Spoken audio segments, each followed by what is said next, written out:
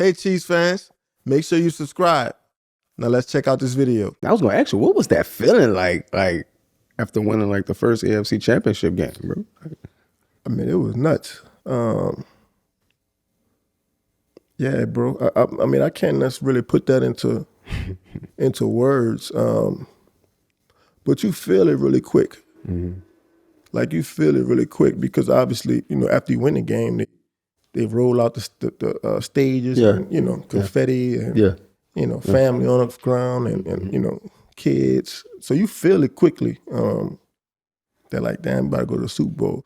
But it didn't really hit me though until I'm pretty sure they could find this clip. But me and Travis was we were on a podium. We kind of do an interview. I think it was Jim Nantz giving us the interview, and Patrick Travis in Kelsey fashion, like takes the mic and just like he You starts gotta fight. Yeah. For your right to party. You gotta fight for your right to party! He said that, I was just like, yo, we about to go to the big game. So that was cool though. Nah, but that's when it really, really hit you. Mm-hmm. And you sort of looking in the crowd. What was special for me too was,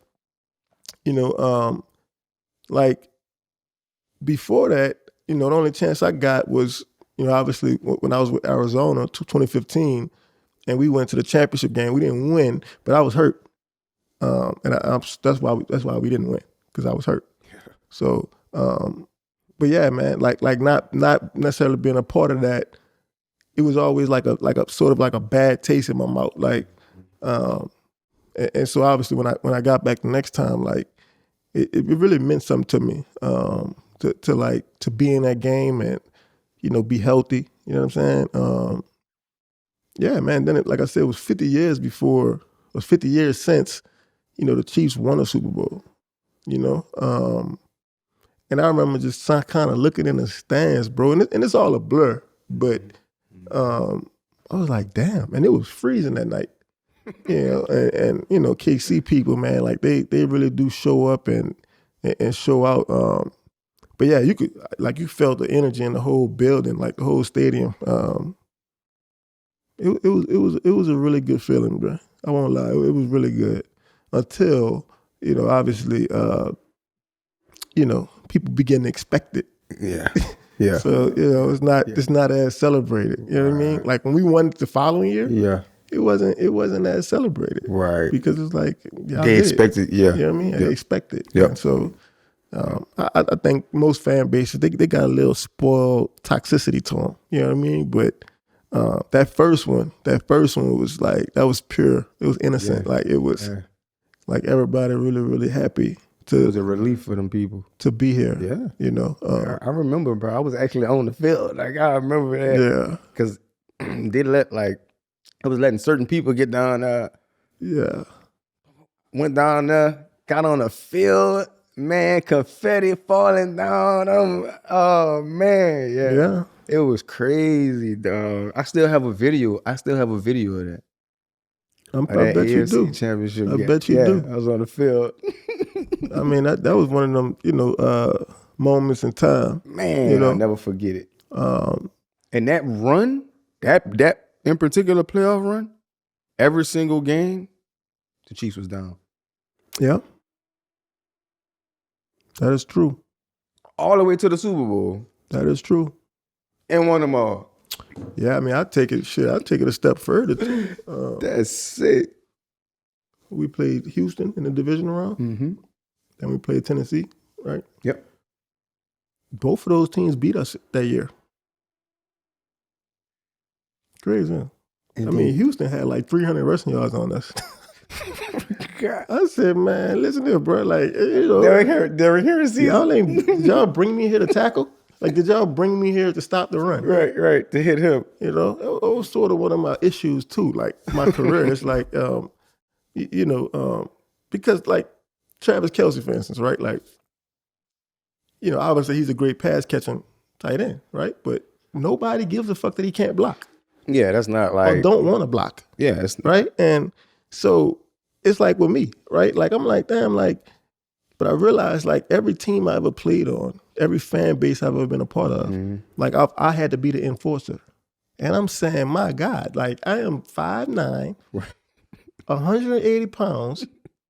Why do I have to be the fucking big bad wolf? Right. You know what I'm saying? That's unbelievable. Like, yeah. And I say that to say, like, I didn't get a lot of grace.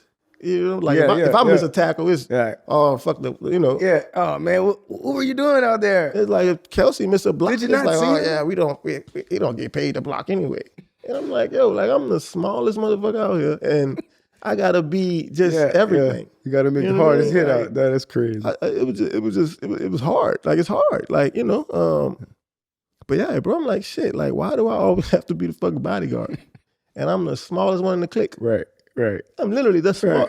I if you put me next to the head trainer, I look more like him than you know what I'm saying? Like the rest of these guys. Yeah. And I'm like, I gotta be the fucking the bad guy. Yeah. You gotta be Cam Chancellor. I never got that grace, bro. I you know, yeah, but you know. They're probably not gonna give you that grace simply because fucking honey badger. Yeah, they expect you to, if an elephant walk in the room, you better not run.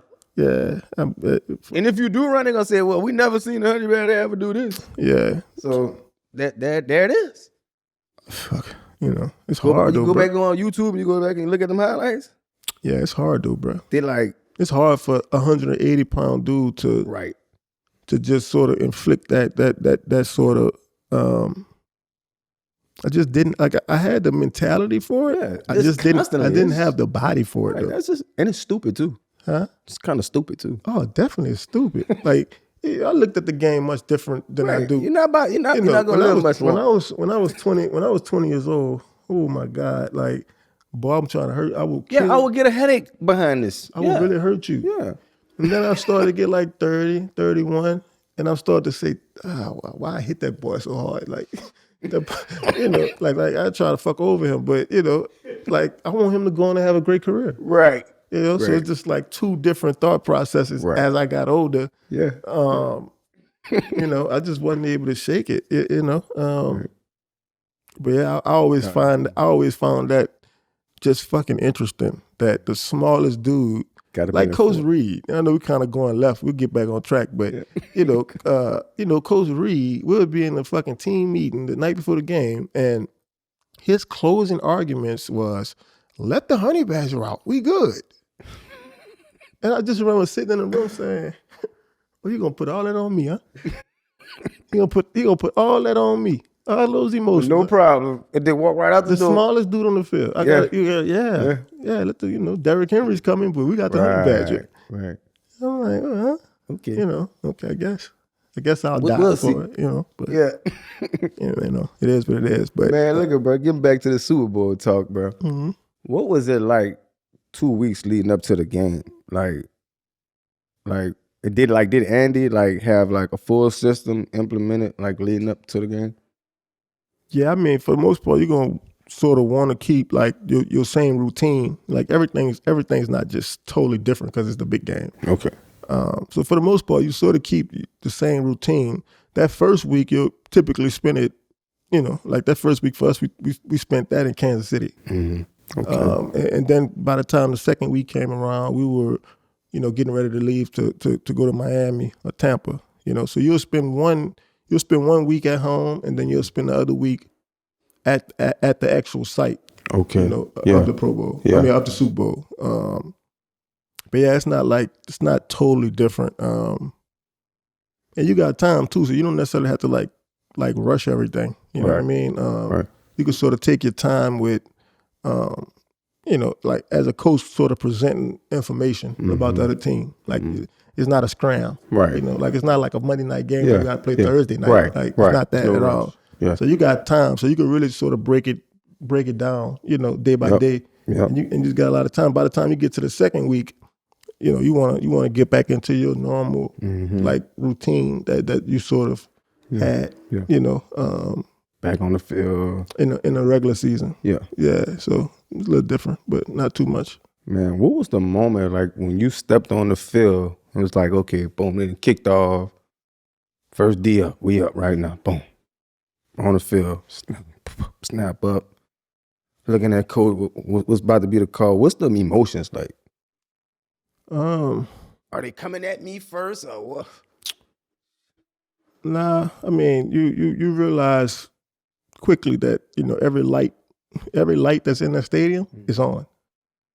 So, you know, I never was kind of like flustered by that sort of thing though. Like lights never bothered me, you know. But I just remember really, man, just I was really into yoga like at the time, and just, you know, like meaningful meditation, and so that's what I remember doing, like before the game, really all the way up until, you know, the defense sort of took the field.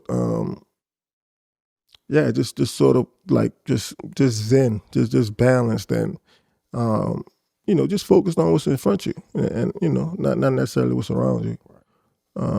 So that was my mindset. That was my approach.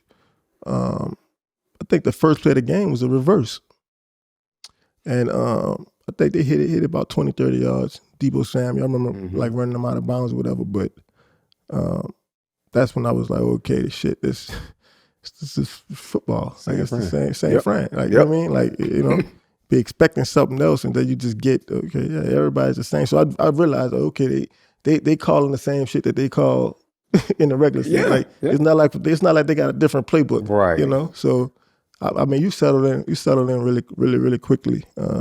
But yeah. That's crazy, bro. But I mean, obviously a lot of Chiefs fans, a lot of celebs, local stars, but like the Super Bowl, of course, is another level. Like you seen anybody, you was like, oh shit, oh man, I can't believe that's such. I mean, everybody come out, man. I remember, you know, obviously Jay-Z was out there, so that was cool to kind of see him, right. And just, you know, because you know, obviously everybody don't listen to him, but I feel like I'm old enough to be one of those dudes that know who he is, and like sort of appreciate his rap and his art. But yeah, I remember like I remember my you know, we warming up whatever before the game, man. I remember Spags come up to me, and he's like, Tyrann, like I can't figure like who is this guy? Right? And I'm like, who that dude? I'm like, bro, that's DJ Khaled, you know. And so. He was just trying to figure out like how the fuck he get all access in. Right. You know, like, what is he doing? This guy. Right. Like, you know, and so I had to tell him like, yo, you know, that's like, you know, most famous DJ in the world, blah, blah, blah, you know. But yeah, you have a few moments like that too, where your coach is kind of hitting you like, who the fuck is that? Right. So you got to kind of loop them in to like what's going on in real life. Right. You know? Yeah, fill them in for sure. But yeah, man, you just couldn't figure out who the hell DJ Khaled was. I was like, what is this dude doing on the field? Like, what? Like, dude, don't listen to no radio, like nothing. You know? Yeah, Spags, not at all. You sleep in his office type, you know. So, I mean, look, that first Super Bowl, bro, J-Lo, Shakira, J Balvin, like you missed that. Like that was on your mind. Like do y'all even think about like, oh man, Rihanna about to perform? Nah, we don't care. I didn't care. I was about to say, can't speak for everybody, bro. Yeah, I didn't care. Rihanna out there. I know a few. Watch for like 5 minutes. I know a few dudes that didn't play. Like they sort of went out there. Yeah. But nah, man, for me, brother, the halftime is just so long in the Super Bowl. It's like a legit 20-minute, 30-minute wait. Yeah. So, sure. Like, you know, fuck the performance. Like, I got to figure out a way to stay in my zone. I got to, you know, stay loose. Mm-hmm. You know what I mean? Because you could easily get distracted, you know, quick. But that was like my whole thing is like, you know, just sort of getting off my feet and, you know, not trying to get too disconnected from the game and where we at. But yeah, I remember just sort of sitting through that halftime show, like looking at the clock, like, yo, what the fuck? Like, how long we gonna be? Like, can we get going? You know? So it is a long wait, but at the Super Bowl, I never really cared about who was performing at all. Not even a thought. You could have half naked women out there. I wouldn't. The most important thing was the game and trying to win the game. Staying locked in, baby. Yeah, that was the most important thing. Man, you made your Super Bowl pick last week, of course, Seahawks. This week I want to ask you about your MVP pick, Like right now, our friends at FanDuel, they have Sam Darnold as the MVP favorites. Like plus 115 odds.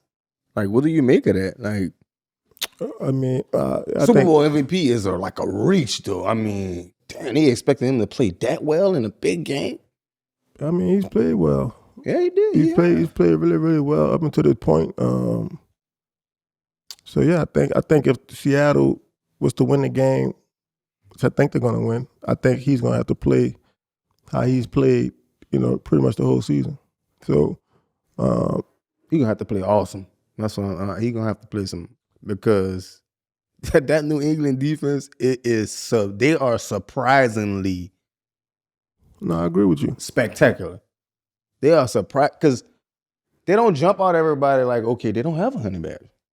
So you're not thinking of who, and these guys is making play after play at every level. Yeah. I mean, they well coached for sure. Well coached. And it's Mike Vrabel team. Like, so they're gonna be physical, they're gonna be well coached, they're gonna tackle. They're gonna definitely show up. But I think if Seattle's able to do what they've been doing the whole year, and obviously running the ball well too. The only thing that sort of worries me about Seattle is that when you have great success like that, everybody wants a piece of what you got, and so for the past week or so, Clint Kubiak has been fucking getting head coaching interviews, and you just never want that to sort of play into.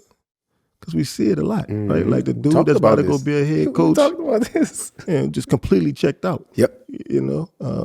And so I don't think he would do this, but he's human. Yeah.